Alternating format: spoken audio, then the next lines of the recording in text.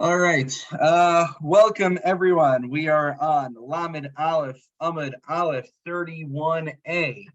Um, this Gemara gets, I mean, it's technical is the wrong word because when I use the word technical, that's a scary term. It sounds like, where it's something that's difficult to understand and it's arcane concepts.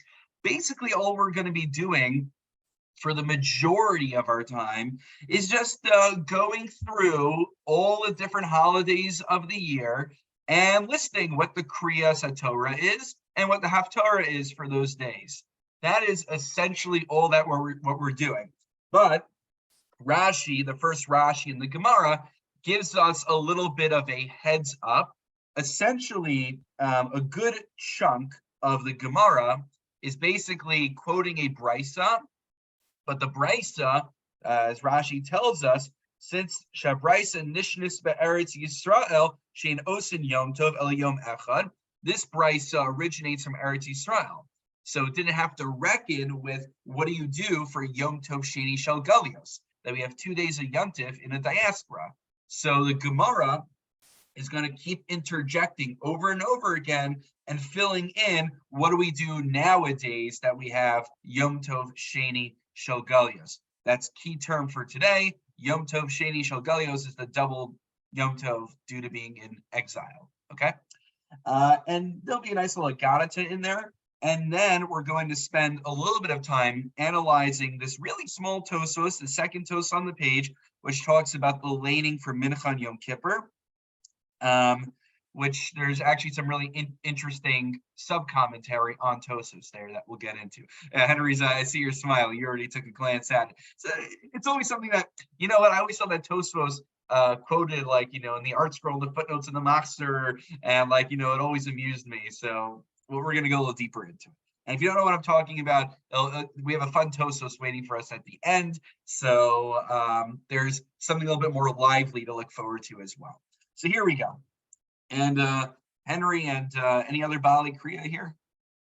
All right, so Henry, you'll tell me what the actual laning is for the things that are inaccurate. Tosos picks up on some of the issues already. Okay, here we go.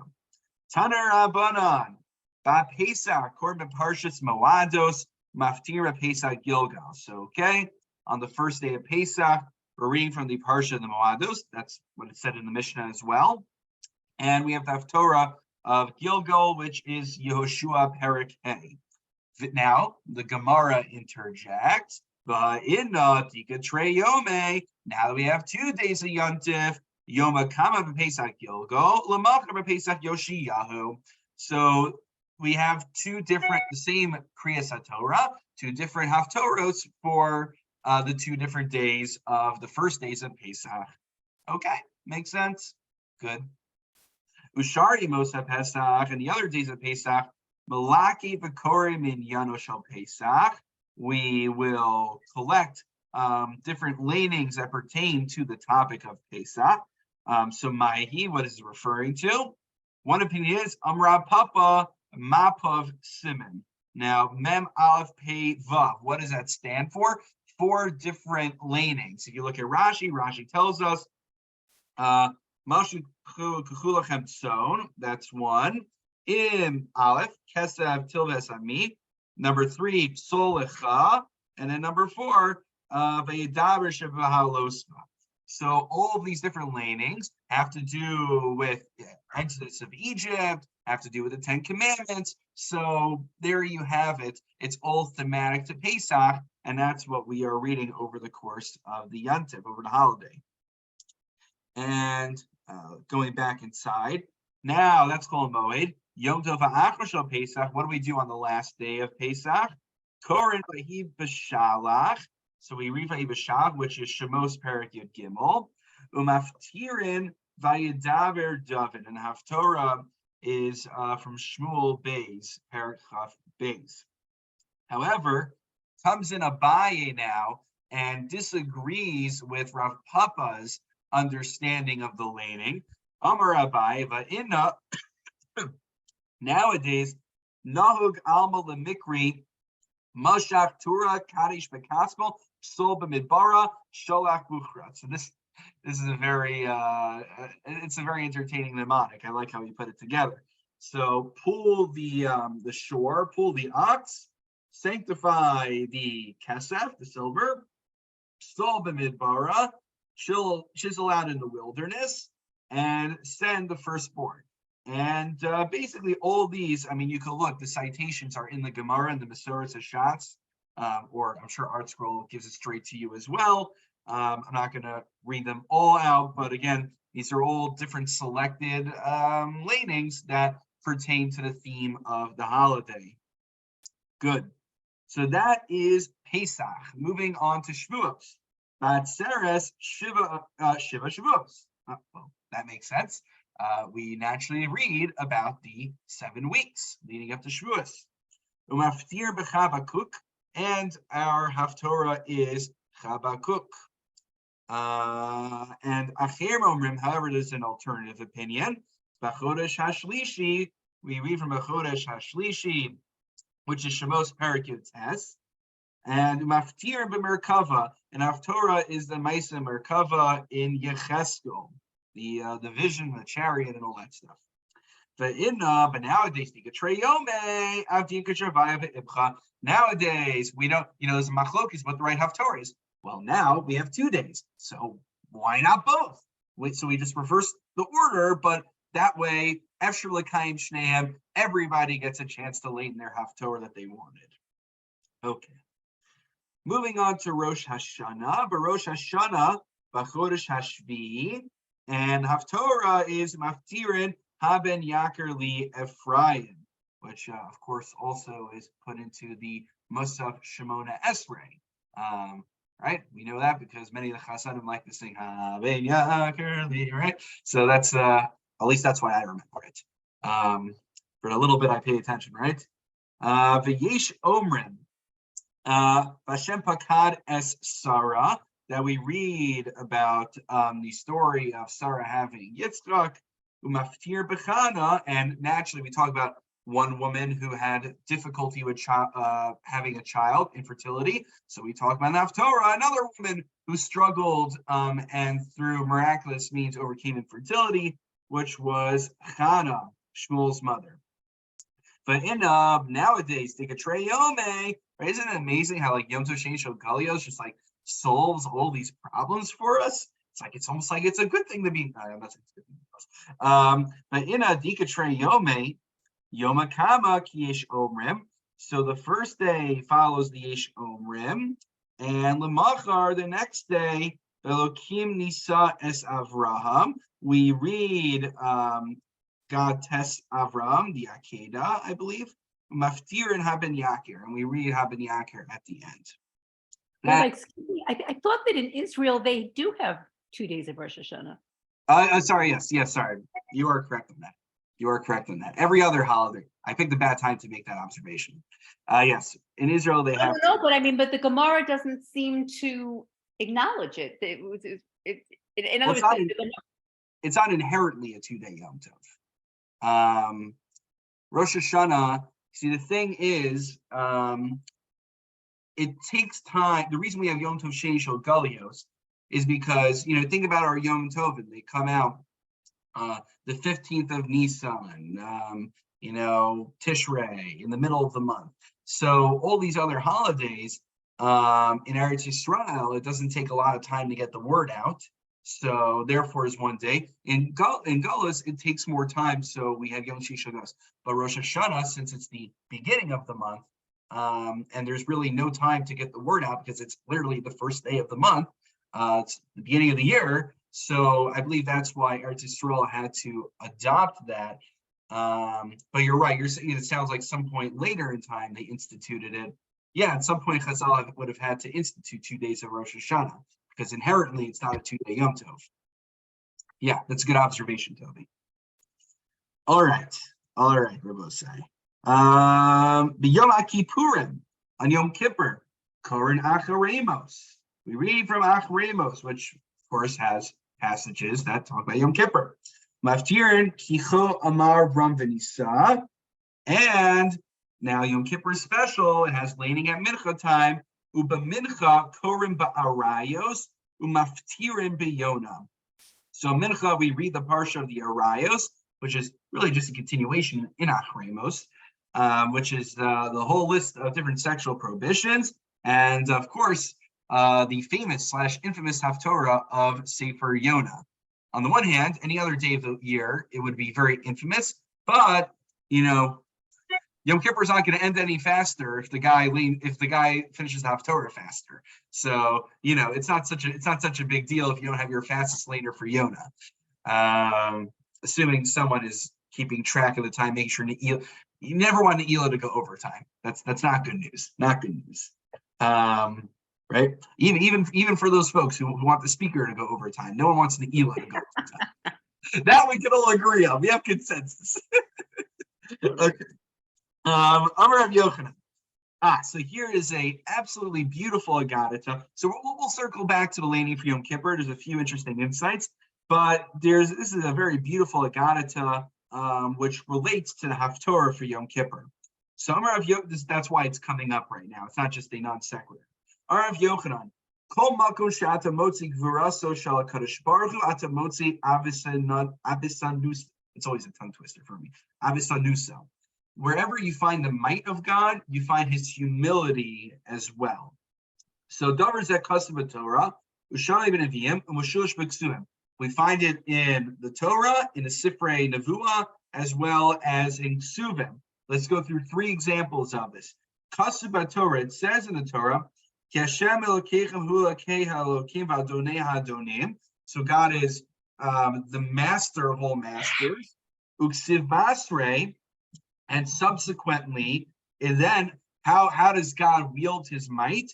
Ose mishpat yasom v'almana, he exacts justice by standing up for the orphan and the widow. Shonai ben Neviim, this theme comes up again in Neviim. Comes up in, where's my Daled? Yeshayahu.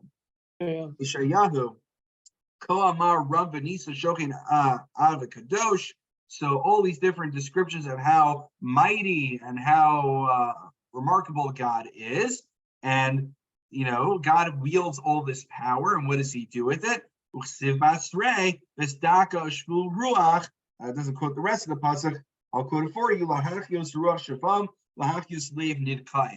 That God stands up for those who are the downtrodden and lowly of spirit. That's what God does with his strength.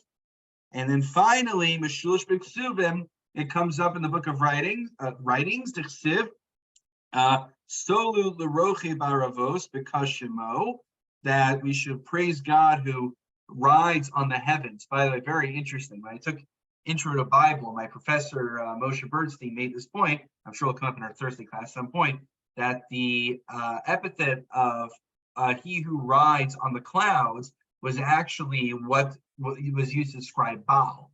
Baal, which was the sky god, was known as the one who rides on the clouds. So it's really interesting how that kind of phraseology got incorporated into Tehillim. Just a little footnote, just throwing that one out over there.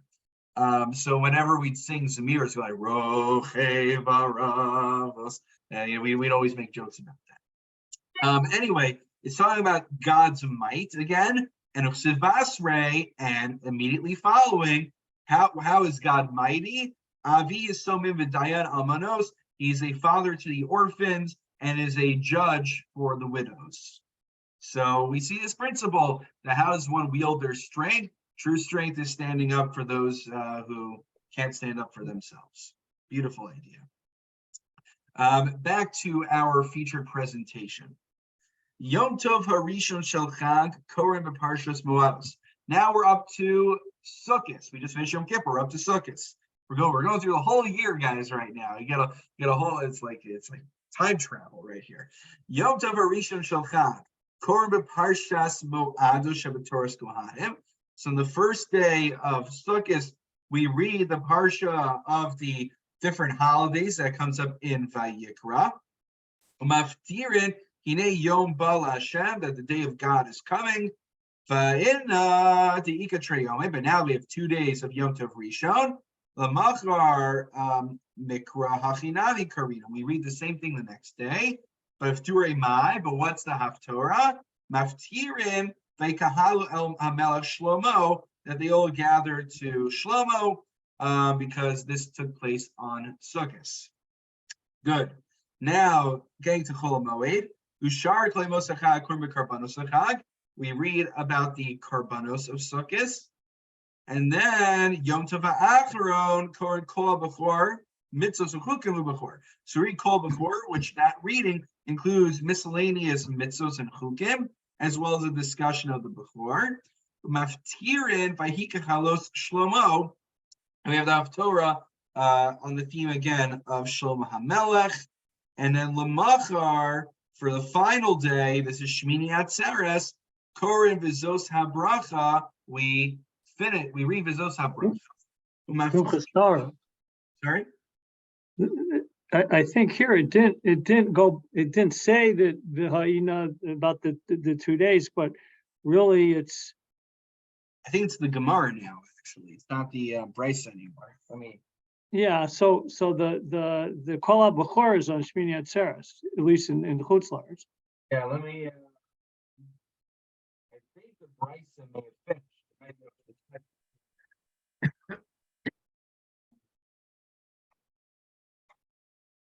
Yeah, I'm just looking here in my Mesifta. It says Gemara Mevaris Heichen Kor Maftir b'Shabbat.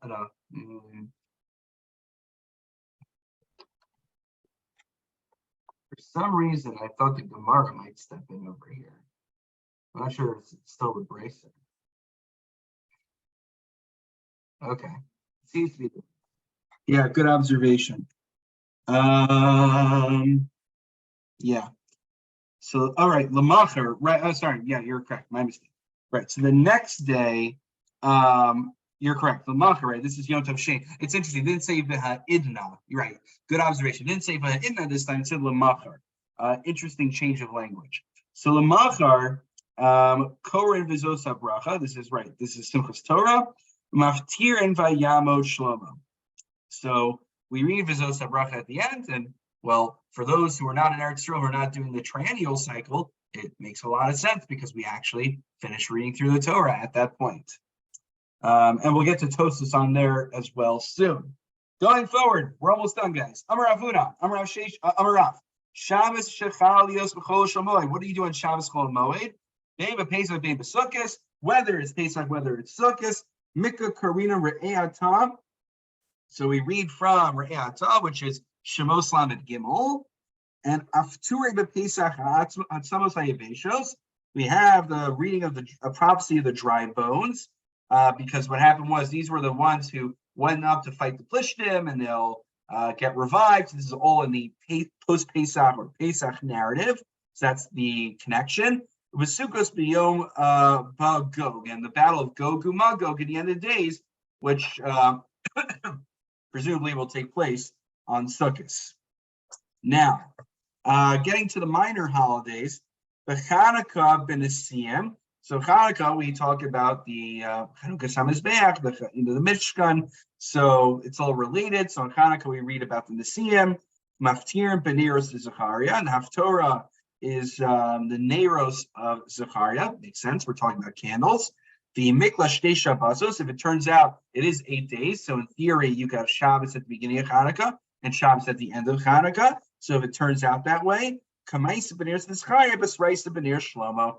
So one Haftorah talks about the Neros of Zechariah, one talks about the candles of Shlomo. The Purim Vayav Amalek, Purim we read, Vayav Amalek, and then came Amalek. Barashi Chodashim, Ubarashi Chashechem. What do we read on Rosh Chodesh? We read about Rosh Chodesh. Rosh Chodesh Chaliot b'Shabbos. What do we do when Rosh Chodesh falls out on Shabbos? So then, Maftirin v'Haimnei Chodesh b'Chadsho, from one Chodesh to another. So it's Haftorah that talks about Chodashim, about months. Chalios b'Ech b'Shabbos. What if Rosh Chodesh falls out on Sunday? So may Esmol, from the day before, meaning the Shabbos before Rosh Chodesh, Maftir and Vayomer Lo Yehonasan Machar Chodesh. You have the Haftorah of Machar Chodesh, tomorrow is Rosh Chodesh, which very on the nose is, of course, befitting when the next day is Rosh Chodesh. Finally, Amar Rav Huna, turning the oven. Rosh Chodesh Av. Let's talk about Rosh Chodesh Av and Tisha B'Av. Rosh Chodesh Av shechal yotz b'Shabbos. Rosh Chodesh Av falls on Shabbos. We have a special Haftorah for that, unlike the rest of the year. Maftirin chodshechem moadichem sana nafshi hayu alai l'Torah. That your months and your holidays, my soul has despised, and they become a tircha. They become an imposition on me. They become a bother for me. So, my hayu alai l'Torah. What does it mean that it's a tircha for God? So, what it means is another little bit of an agadata here. Amar Kadosh Baruch Hu, lo dailan Yisrael shachotin lefanai. It's not bad enough that the Jewish people transgress my will, but now, since I have to give them consequences for it, but I, knowing what the commensurate consequence is, it pains me to know what I have to give to them as a result for their sins. So it's you can think of it psychologically. We're not at that stage yet where we could really. It's a little bit harder to discipline because a child needs enough theory of mind to understand that there are consequences. So we're not at that stage yet. But I would presume for a parent to punish their child, if you set certain standards, you say if you don't do this, then you won't get candy. So whatever, it still hurts you to do it, but you have to do it because you set a standard. So okay, it makes sense. It's very appropriate, but we don't read that. Right. Good. Okay. Thank you. That's why we especially need Henry for these gemaras here. What do we actually read? No, it's part of the three haftorahs from Yirmiyahu, right? Shosh Parnusa, yeah. Yeah, for Shosh Parnusa, yeah. Okay, gotcha. It's the first parak of Yeshayahu, the first parak of Yeshayahu. Right. Rabbi, if the Gemara has the haftorahs we were supposed to read, why are Sephardi haftorahs different? Well, it never tells you how much of it you have to read, right? The question is, why are we so long? Let me ask it from the other angle. One time I think someone wanted to read the Haftorah and he wasn't so used to it. It was for Bar Mitzvah Parsha, and he's about this happened at 8 o'clock, and he's like, oh no, I didn't prepare. I didn't realize I only looked at the Sephardic one. I didn't look at how long the Ashkenazic one was, and I'm like, look, I can't officially sanction anything, but if you start from where the Sephardim start, I doubt anyone's gonna bat an eyelash. Nothing's gonna happen. But Rabbi, in the Talmud Yerushalmi, do they have different different haftorahs listed?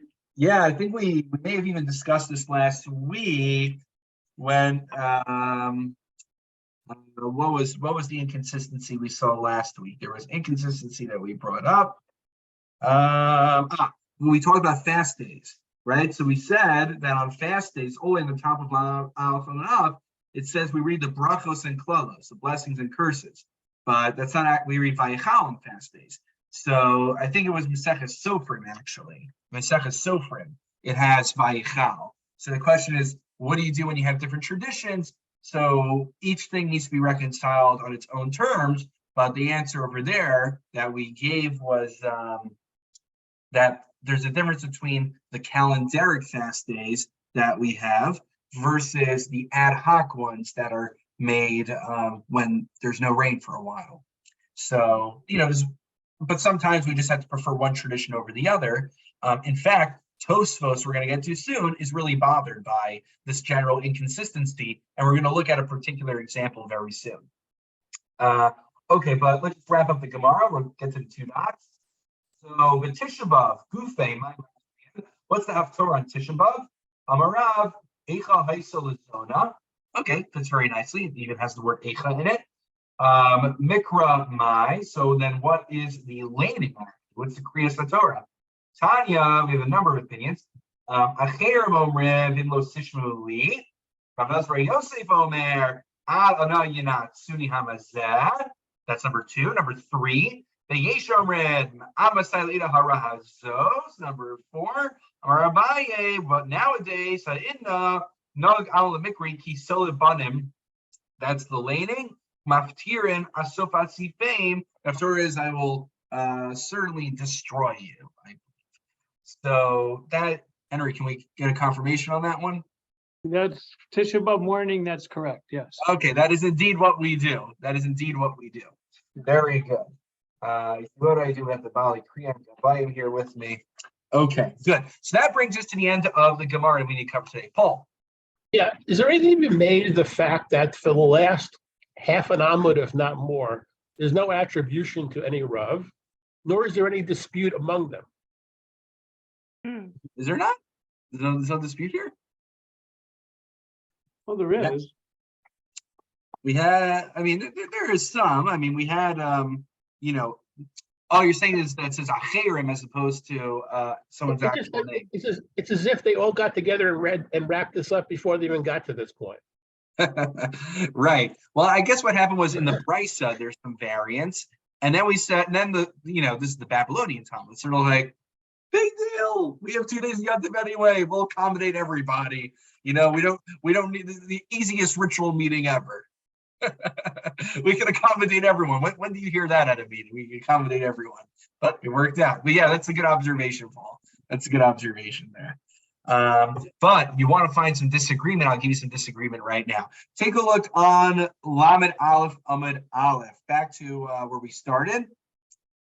Let's actually start with the third Tosfos, and then we'll come back to the second. Because the second one I have even more material on. So let's start with the third one, which is a little bit quicker. So we said for Simchas Torah, right? That's Yom Tov Shein Shel Galios for Shmini Atzeres. So we read V'zos HaBracha, and Haftorah is by Yamod Shlomo. So Tosfos notes, V'yesh Makomos Shenagu Lahaftir V'vayihi Acharei Mos Moshe, the beginning of Sefer Yeshua, which Henry will tell us is indeed what we laid. Shivashu, but this is a corrupted text. This is a mistaken belief. Shahare Hashas ain't overcame, because if you look in the Gemara, well, the Gemara says otherwise. The Gemara says Vayamod Shlomo. So what right do we have to lay from Yehoshua? V'yesh Omrim Shrav Haigon TK lower Vayiachrei Mos Moshe. Rav Haigon was the one who instituted this. So he might be very early. He's in the Gaonim, but it's still, he's post Talmud. So what right does he have to disagree with the Talmud? Toz says, I don't know his reasoning. Amai Shina Seder Hashas, why he would differ from the Gemara. Now, I should note, I think this one Toz, I misread this Toz the first time. I thought Toz was initially saying, I don't understand the logic for laning from the beginning of Sefer Yeshua. Tosos can intuit it the same way we can. The logic is, well, you just finished Shecham Torah, read the Haftorah from the beginning of the Sefer Nevuah from Yeshua. I think the Bali Tosa were smart enough to figure that one out. What they mean is, I don't see why it was appropriate for him to use his own logic to disagree with the Gemara, because the Amoraim and the Tanoim probably occurred to them to read that also, yet they didn't say that. So Tosa's question, I think, is more, what right do Rav Haigon have with his own svara to disagree with the Bali Talmud, especially when it's not unreasonable to think that the rabbis of the Gemara could have also thought about this and yet elected not to go with Sefer Yeshua for the Haftorah. So that's that Tosa over there. But just, we already see that there were different traditions post-Talmud, and even the Rishonim here are trying to figure out what is going on. I have an explicit Gemara here. Why are you deviating from that? So Tosus doesn't have a good answer, so I don't have a good answer. Okay, now go back to the previous Tosos, the second one, the Mincha Korim Barayos. I want to talk about the reading on Yom Kippur. So unlike other holidays, Yom Kippur, we have laning in the afternoon, not just in the morning. So the question is, though, Rav Akiva Eger asks, what is the nature of this reading that takes place during Mincha time? And by the way, I remember this happens to me every year. I'm like, we're ready to start Mincha on Yom Kippur. I remember I was out in the tent this year, and someone's like, we got to start. I'm like, all right, I'm sure. I'm like, oh, no. And they're like, no, go straight to the Levitic. So as Chatim Eskar Yom, every year it gets me. Like when we say, oh, start Mincha, Ashrei, I'm like, wait, we don't start with Ashrei. So anyway, Rabbi Kiva Eger asked, is the laning at Mincha on Yom Kippur, is it a laning? Is it because Yom Kippur is a fast day, therefore we have laning in the afternoon, just like on any public fast day? Or is the laning that takes place on Yom Kippur afternoon unique to the Kedushas Hayom, to the sanctity of Yom Kippur? So what is the difference? Well, one is, it seems it has to do with Yom Kippur because we're not laning Vayechal, which is on every other public fast day pretty much. So what's going on? Well, here's the nafkamina. In general, we talked about this a little bit last week. Someone who's not fasting shouldn't be getting an aliyah to the Torah on a fast day. We said that you need 10, or at least the majority of the minyan, to be fasting in order to say, to have anenu put into Shemona Esrei, and to even lane to begin with. You need enough men that are, enough men that are actually fasting. So question is, if someone for whatever reason, medical or whatever, they're not fasting, can they get an aliyah to mincha on Yom Kippur? Well, it depends. If we say the laning is due to it being a public fast day, then they can't get an aliyah on mincha Yom Kippur like any fast day.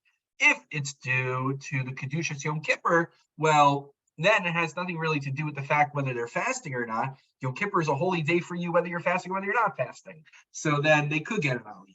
So that's a question that Rabbi Kiva Eger raises. I guess truth be told, I'm not really, scanning people's IDs as they come in to figure out whether they're fasting or not. I leave all the honors of Yom Kippur to Howard Rothman and the rest of the folks who figured it all out ahead of time. I just get up there and say, we now honor, what's that guy's name? So-and-so to do such and such. It's a lot of fun in there. Okay.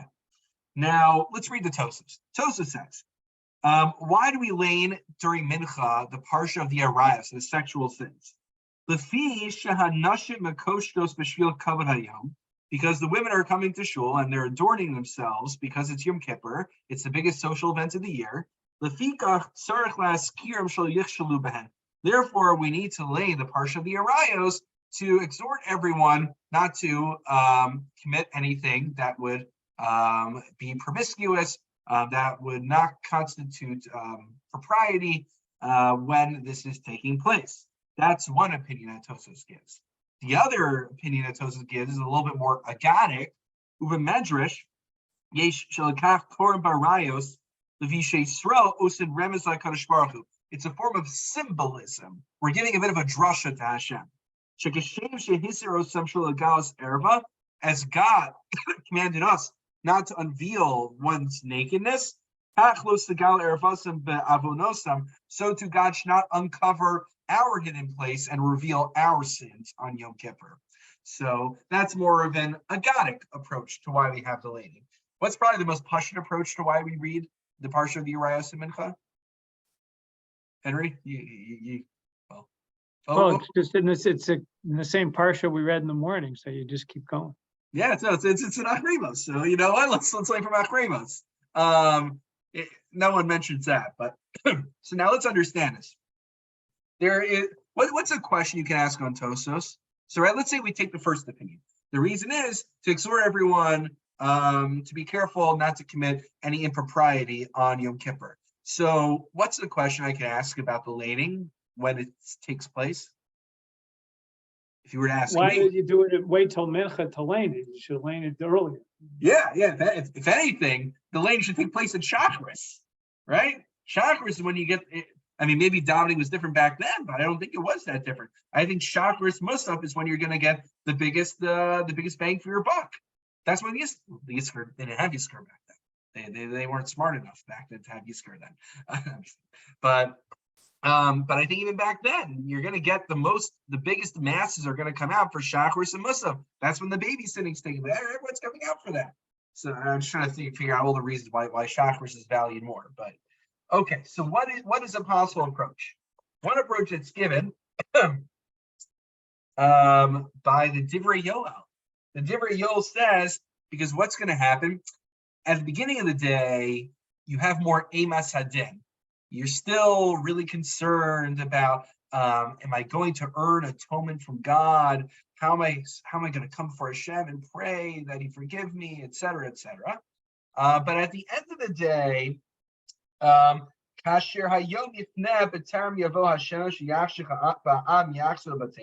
you're already winding down, and you start letting your guard down because you're like, my atonement is almost complete. The fast is almost over. I can't wait for the whole Suda that's waiting for me at home. I can't wait to drink that first bit of scotch right after.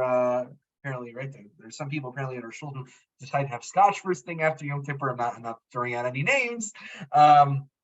So your guard is let down. So therefore, the laning takes place at Mincha in order to invigorate everyone's resolve to keep very scrupulously to the mitzvahs in the Torah way. Maybe I have a hard time buying that. It's a nice drasha. Honestly, I'm not going to get up and shul give that drasha. But I don't know. Did it resonate with you? Maybe I just didn't do a good job presenting it persuasively because I have a hard. Sometimes the kasha is better than the teretz. The question is better than the answer. Another thing that I wanted to share was the Emes Yaakov. The Emes Yaakov Tosfos gave two reasons why we lean the parsha of the Arayos for Yom Kippur Mincha. One was because people are going to become dressed in all their fanciest clothing. We don't want anything bad going down. And number two, as a drash that Hashem should not uncover our sins. The Emes Yaakov says, he actually connects us to the Gemara toward the end of Tainus. The Gemara at the end of Tainus talks about how Benos Yushalayim Yotzos b'Yom Kippur b'Chos v'Kravim. That Yom Kippur, the daughters of Jerusalem would go out and they would be dancing out there in the vineyards and va'omros bachar sanai necha rei mata borlecha. And then this is like the shidduch event of the year. And then all the bachrim, all the lads would come out and they would select a lass for themselves. Yom Kippur and Tu B'Av. It talks about both at the end of time. Right, it connects them there. Mm-hmm. So, right. Everyone always talks about Tu B'Av. No one ever talks about Yom Kippur. So yeah, it's a good point. So what's it? What lefikach korban parshas Arayos leida lahazer mihin amutoros linase mihin harayos asur. Therefore, why do we read the parsha of the Arayos? So you remember, by the way, there are certain people who aren't eligible for you to marry. So here's that list of people who you're not allowed to marry. Now, with that knowledge of what the qualifications are, go out and find yourself a wife. So, again, maybe it's possible. I have to say, A+ for creativity. I love the connection to that Gemara and Titus. Like, just when you know Shas well and you have like a bird's eye view and you can just connect these ideas together. I mean, just that's like a remarkable connection. I did not think of that. So even if you don't find it compelling as pshat, I think it's still very creative and worthy of mention. Paul, you had okay. So those are the ideas I want to share with you tonight. Hold on to all this for Yom Kippur, and we draw ever closer to the CM. There is a link that is live now. I think I sent it out to the email list. It's on the shul website. Please do sign up. Oh, Henry, I'm sorry I didn't get back to your email. You're saving it for your mother's yard site. Shama Aliyah. God willing, we'll celebrate together in person when you're next here. We should go out to 613. We should make our own CM. But February 26th, guys, please mark your calendars. Please sign up. And really excited, Mir Hashem, to be celebrating with all of you very soon. And make sure to get yourself a Maseches Sukkah for our next Masechta, God willing. All right, a good Shabbos, everyone. Thank you. Baruch to you. Good Shabbos. Good Shabbos.